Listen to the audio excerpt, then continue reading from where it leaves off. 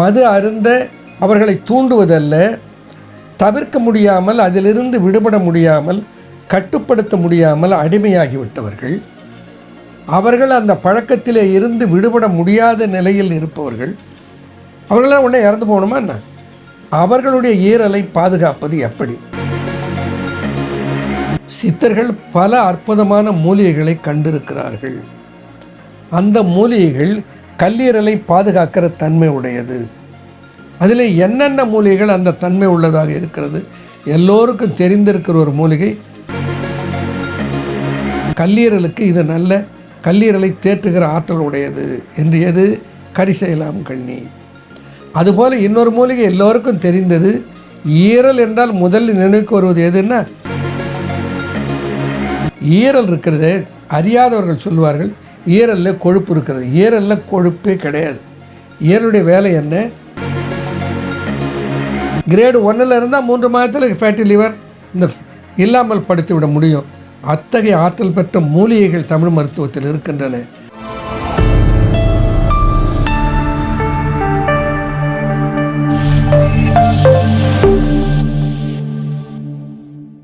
சித்தர் வணக்கம். உலக தமிழ் அறிவாளிகளே, சித்தர்களின் அருளால் நலமுடன் பல்லாண்டு வாழ்வோம். காஸ்மா ஹெல்த் அலை ஊடகத்தின் வழியாக பல்வேறு மானுடத்திற்கு தேவைப்படுகிற நற்பலன் தருகிற செய்திகளை நாம் பார்த்து கொண்டிருக்கிறோம். அந்த வகையில் இன்றைக்கு பெருமளவில் நம்முடைய மக்களை பெரும் சங்கடத்திற்கு உள்ளாகி இருக்கிற, பெரும் துன்பத்திற்கு ஆளாக்கி இருக்கிற ஒரு பழக்கத்தை பற்றி பேச இருக்கிறோம். அரசாங்கமே அங்கீகரித்த பின்னால் அந்த பழக்கத்துக்கு அடிமையானவர்கள் ஏராளமானவர்கள் ஆகிவிட்டார்கள். நான் சொன்ன புரிந்து கொண்டிருப்பீர்கள். மது அருந்துதல். மது அருந்துதலுக்கு எதிர்ப்பாக யாரும் பேச முடியாது. ஏனென்றால் அது அரசு சட்டத்துக்கே எதிர்த்து பேசுவதைப் போல ஆகிவிடும்.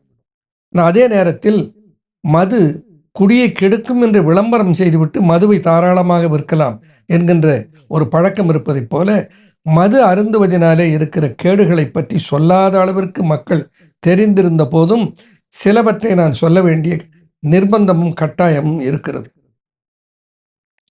மது அருந்தினால் கொஞ்சமாக எடுத்தாலும் கூடுதலாக எடுத்தாலும், எவ்வளவு மது அருந்தினாலும் அந்த மது நிச்சயமாக நம்முடைய கல்லீரல் செல்களை சேதப்படுத்திய தீரும். இது எழுதப்படாத சட்டம். அந்த மது அருந்துவதனாலே இருக்கிற முக்கியமான கேடு, அந்த கேட்டிலே இருந்து எப்படி வெளிவருவது? அது நம்முடைய நோக்கம் என்னன்னா, மது அருந்த அவர்களை தூண்டுவதல்ல, தவிர்க்க முடியாமல், அதிலிருந்து விடுபட முடியாமல், கட்டுப்படுத்த முடியாமல் அடிமையாகிவிட்டவர்கள். அவர்கள் அந்த பழக்கத்திலே இருந்து விடுபட முடியாத நிலையில் இருப்பவர்கள். அவர்களாம் உடனே இறந்து போகணுமா என்ன? அவர்களுடைய ஈரலை பாதுகாப்பது எப்படி? அவர்களை காப்பாற்றுவது எப்படி? 2 விஷயங்களை சொல்கிறேன். ஒன்று, மது அளவுக்கு அதிகமாக அருந்திவிட்டு அன்று அருந்திய போது ஆனந்தமாக இருந்தவர்கள் அடுத்த நாள் காலையில் எழுந்திருக்கிற போது ஹேங் ஓவர் என்று அதை சுருக்கமாக சொல்வார்கள். அப்படின்னா என்ன? நாசியா, ஒரு மாதிரி ஒரு ஓக்காளத்தன்மை, ஒரு வாந்தி வருகிற உணர்வு, நாசியா. ஹெட்டேக், தலைவலி, இன்டைஜஷன், ஒரு வகையான தளர்ச்சி, சோர்வு. அப்போ அவர்கள் என்ன செய்கிறார்கள்? அடுத்த நாள் வேலைக்கு போவதில்லை. வேலைக்கு போக முடியாத அளவுக்கு அவர்கள் உடல்நிலை கெட்டு இருக்கிறது. அந்த ஹேங்கோவர் இல்லாமல் செய்ய முடியுமா? ஒன்று. அது எதற்காக? அவனை குடிக்க வைப்பதற்கல்ல, அடுத்த நாள் அவனுடைய வேலை பாதிக்காமல் அவன் வேலைக்கு செல்வதற்கு அது துணை செய்ய வேண்டும். இந்த ஹேங்கோவரை வெல்ல முடியுமா? இன்னொன்று, மது அருந்தினால் கல்லீரல் சிதை உறுகிறது. அந்த சிதை உறுகிற கல்லீரலை சேதமில்லாமல் காப்பாற்ற முடியுமா? அதற்கு சித்தர்கள் மூலிகைகள் தந்திருக்கிறார்களா? ஏன்னா சித்தர்கள் பல அற்புதமான மூலிகைகளை கண்டிருக்கிறார்கள். அந்த மூலிகைகள் கல்லீரலை பாதுகாக்கிற தன்மை உடையது. அதில் என்னென்ன மூலிகைகள் அந்த தன்மை உள்ளதாக இருக்கிறது? எல்லோருக்கும் தெரிந்திருக்கிற ஒரு மூலிகை கரிசைலாம் கண்ணி. கரிசைலாம் கண்ணி என்பது கரிசலாங்கண்ணி அல்லது கரிசலை. குரற்கம்மல், காமாலை, குட்டமுடு, சோபை, ஊரற்பாண்டு, பன்னோய் ஒழியும், பிறர் சொன்ன மெய்யா அந்தகரை ஒத்த மிளியன்ன நற்புலத்து கையா அந்தகரை ஒத்த கால். கையாந்தகரை என்று சொல்லுகிற கரிசலாங்கண்ணி ஆழியன விஞ்சுவார் போகத்தில். ஆழின்னா ஆழி என்கின்ற ஒரு விலங்கு அந்த காலத்தில் இருந்ததாக நம்முடைய கோவில்களில் இருக்கிற சிற்பங்களிலே ஒரு சிற்பத்தை பார்க்கிறோம். யானையைப் போல துதிக்கையும் சிங்கத்தைப் போல வாலும் கால்களும் நகங்களும் உடைய ஒரு விலங்கை பார்க்கிறோம். அதை ஆழி என்று சொல்லுவார்கள். அந்த ஆழியைப் போல வல்லமை உள்ளவனாக ஒரு மனிதனை மாற்றுகிற ஆற்றல் எதற்கு உண்டா? கரிசலைக்கு உண்டு. அது காமாலை. காமாலை என்பது கல்லீரலை பற்றிய பிணி. இந்த கல்லீரலை பற்றிய பிணியை அது போக்குவதனால தான் நம்முடைய இந்தியன் ஃபார்மகோபியாவிலே அதை கல்லீரல் தேற்றி என்று அதை குறிப்பிடுகிறார்கள். Scientifically it has been accepted. கல்லீரலுக்கு இது நல்ல கல்லீரலை தேற்றுகிற ஆற்றல் உடையது என்று. எது? கரிசைலாம் கண்ணி. அதுபோல் இன்னொரு மூலிகை எல்லோருக்கும் தெரிந்தது. ஈரல் என்றால் முதலில் நினைவுக்கு வருவது எதுன்னா கீழா நெல்லி. கீழா நெல்லி குணந்தான் கேளாய் மதுமேகம். கீழா நெல்லி குணந்தான் கேளாய் மதுமேகம். தாழா காமாலைகளை சன்னும் தான். தேனழலும் தொக்கினழலும் தொலைக்கும் தொன்மேகம் போக்கிவிடும் தக்க விரணம் கெடுக்குந்தார். இந்த கீழா நெல்லிக்கு மதுமேகம் என்கின்ற இனிப்பு நோயை கட்டுப்படுத்துவதோடு அன்றாது கல்லீரலை பாதுகாக்கிற ஆற்றல் உண்டு. அதை யார் சொல்கிறார்? தேரையர் சொல்கிறார். அப்போது கீழா நெல்லி ஒரு கல்லீரலுக்கு உரமேற்றி, நம்ம இந்தியன் ஃபார்மகோபியாவில் சித்தா ஃபார்மகோபியாவில் பார்த்தோம்னா கல்லீரலுக்கு உரமேற்றி என்று குறிப்பிட்டிருப்பார்கள்.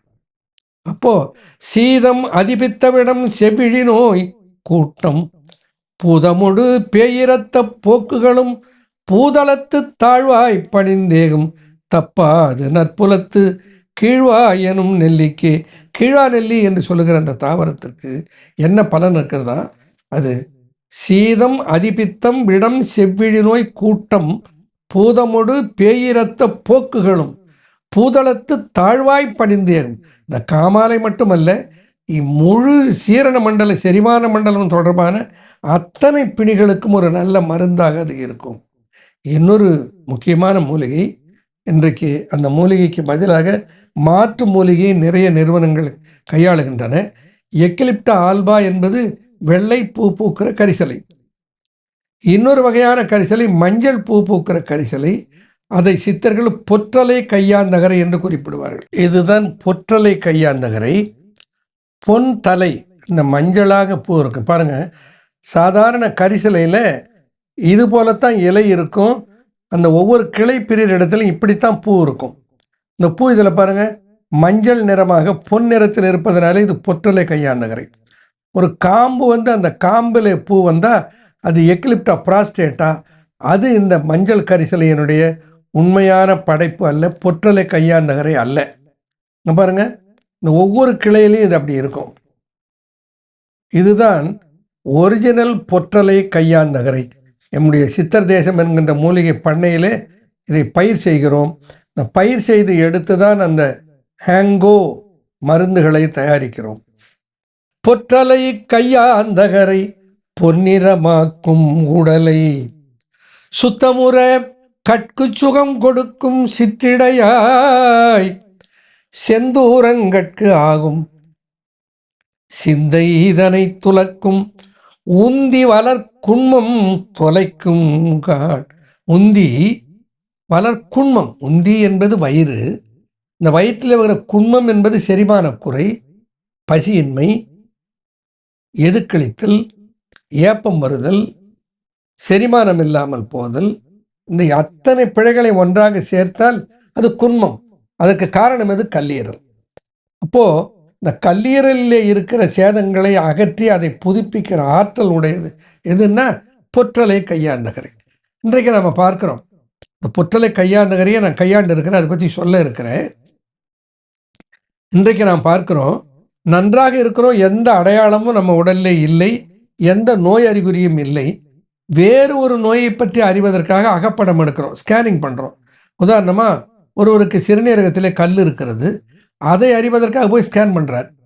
ஸ்கேன் பண்ண உடனே அங்கே டாக்டர் அந்த ஸ்கேன் ரிப்போர்ட்டில் போடுவார் ஃபேட்டி லிவர் கிரேட் 1 என்று போட்டு கொடுப்பார். நம்ம பார்த்த உடனே சொர சொரணும். டாக்டரை கேட்போம், டாக்டர் இது என்ன டாக்டர் ஃபேட்டி லிவர் கிரேடு 1ன்னு போட்டிருக்கு. இந்த டாக்டர் சொல்லுவார், அது ஒன்றும் இல்லைங்க, அது ஒன்றும் பெரிய பாதிப்பு இல்லை, அதனால் ஒன்றும் உங்களுக்கு சேதம் வராது. ஆனால் கொஞ்சம் எண்ணெய் பலகாரங்களையும் கொழுப்பு சத்தான உணவுகளையும் தவிர்த்து கொள்ளுங்கள், அவ்வளோதான் சொல்லுவார். ஏன்? இந்த ஃபேட்டி லிவரை கிரேடு 1ஐ மாற்றுவதற்கு மருந்தில்லை. இந்த ஃபேட்டி லிவர் என்பது என்ன? ஒரு அறிகுறி, ஒரு அடையாளம் அல்லது ஒரு அறிவிப்பு. ஈரல் தன்னுடைய பணியை செய்ய முடியாமல் தடுமாறுகிறது என்பதற்கு ஒரு அறிவிப்பு. ஈரல் இருக்கிறது, அறியாதவர்கள் சொல்லுவார்கள் ஈரலில் கொழுப்பு இருக்கிறது. ஈரலில் கொழுப்பே கிடையாது. ஈரலுடைய வேலை என்ன? உண்ட உணவிலே இருந்து வருகிற அமினோ அமிலங்கள், அந்த கொழுப்பு சத்துக்கள் உள்ளே வருகிற போது அந்த கொழுப்பு சத்துக்களை எல்லாம் பராமரித்து அவைகள் தேவைப்படுகிற இடத்துக்கு அனுப்புகிற வேலையை செய்வது எது? கல்லீரல். கல்லீரலை இயல்பு நிலைக்கு மாற்றுகிற ஆற்றல் பெற்ற மூலிகைக்கு பெயர் பொற்றலை கையாந்தகரை, கீழாநெல்லி, கரிசேலாங்கண்ணி. இப்படி ஏராளமான மூலிகைகள் தமிழ் மருத்துவத்தில் சித்தர்களினால் பரிந்துரைக்கப்பட்டு இருக்கின்றன. அந்த மூலிகைகளை எல்லாம் ஒன்றாக சேர்த்து இந்த ஹேங்கோவரில் இருந்து காப்பாற்றி அடுத்த நாள் இந்த மது அருந்தியவன் வேலைக்கு போகாமல் குடும்பத்துக்கு வருகிற வருமானம் கெடாமல் தடுப்பதற்கு நம்ம என்ன செய்கிறோம்? அதற்காக உருவாக்கப்பட்டது, அதற்காக படைக்கப்பட்ட ஒரு தயாரிப்பு தான், சித்தர்களின் அருணால் கிடைத்த தயாரிப்பு தான் ஹேங்கோ என்கின்ற ஒரு பவுடர். அது சாஷாவிலே 16 பேக்கெட் செஞ்ச ஒரு சாஷேவாக இருக்கிறது. 16 பேக்கெட் ஒரு பேக்கேஜ், ஒரு கட்டன் பாக்ஸில். அதில் என்ன? ஒரு நாளைக்கு ஒரு பேக்கெட் அதை எடுத்து ஒரு 60 மில்லி தண்ணீரிலே போட்டு கரைத்து குடித்து விட்டால் அது குடிப்பதற்கு மிக ருசியாக சுவையாக இருக்கும். ஆரஞ்சு ஃப்ளேவர், நல்ல வண்ணமேற்று நல்லா இருக்கும். அதிலே எல்லா ஈரலை பாதுகாக்கிற மூலிகைகளுடைய எக்ஸ்ட்ராக்ட் அதிலே இருக்கிறது. இது குடிப்பதற்கு நன்றாக இருக்கும். இப்போ இரவு ஏராளமான மது அருந்தி விட்டு மிகவும் பாதிப்புக்கு ஆளாகி படுத்து உறங்குபவர்கள் அந்த இரவு கடைசியில் அதை ஒரு 60 மில்லி இந்த ஹேங்கோவர் பவுடரை போட்டு குடித்து விட்டு உறங்கினால் காலையில் ஹேங்கோவரில் இருந்து முதல்ல விடுபட முடியும். அது அவருக்கு சொல்லும். ஹேங்கோவரிலிருந்து தலைவலி, நாசியா, ஹெட்டேக், வாமிட்டிங், இந்த சென்சேஷன் எல்லாம் இல்லாமல் இருக்கிறார் அடுத்த நாள்னாலே அவருக்கு புரியும் அது ஈரல் எந்த அளவுக்கு பாதுகாக்கப்படுகிறது, எந்த அளவுக்கு ஈரல் சேதமாவதிலிருந்து காப்பாற்றப்படுகிறது, ஈரல் சேதம் தடுக்கப்பட்டிருக்கிறது என்பது புரியும்.